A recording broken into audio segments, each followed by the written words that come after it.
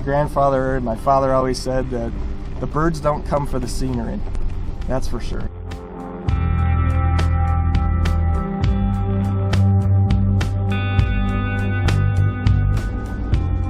I'm back for another season of grouse and woodcock hunting, and just coming to one of my favorite cover areas that we've been hunting for years and years, and to discover that it's been a pretty big clear-cut logging operation has been going on here. And I remember years ago when I was a kid, we would come across things like this or roads that we used to hunt, you know, as a family for years and years, to discover that they did some clear cut.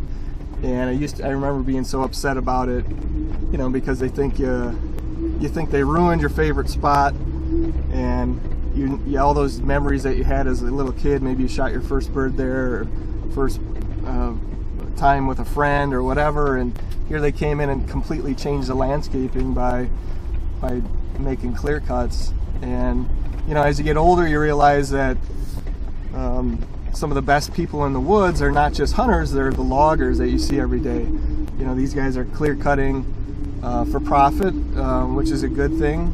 And they're the guys that are shaping the forest for the future. So, you know, I look at this land here and I see a lot of people might think it looks pretty terrible, but in my opinion, it's a great thing. It was just frankly overgrown. It wasn't holding the birds like it used to hold them.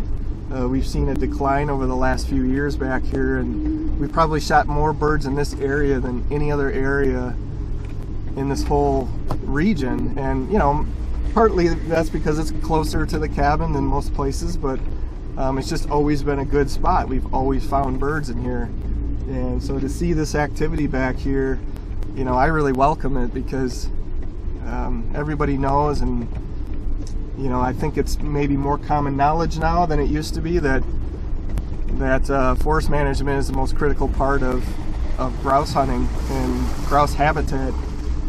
And you know, years ago maybe it was kind of frowned upon. People look at it differently, political reasons or whatever, but today I think people are finally realizing, you know, organizations like our Ruffed Grouse Society really does a great job changing that attitude. It's helped me realize a lot of those things, and you see a lot more activity out there about it. So, you know, it's a welcome change for me. I love the way that it looks now. They put new roads in. You know, that's another thing that the loggers do, is they have to create access to drag some of these logs out. So they're going to put the roads in, and you know, Forest Service really isn't doing that. It's the logging companies that do that.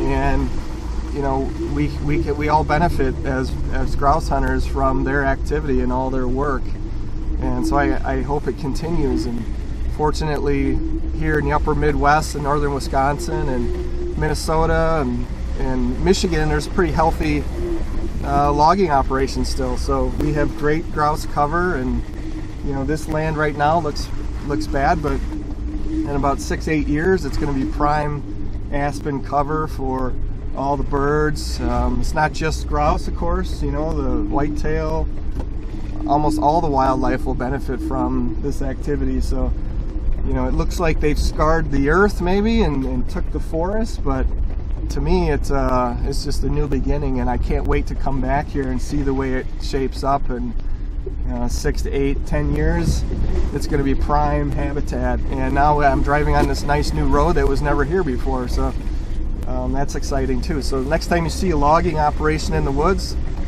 you know, just think about the work they're doing, and they probably maybe don't even realize that they're doing it. So I'll always wave at those guys, because you know, their saws and machines are putting grouse habitat in place for all the future hunters. So we hope to have a good season.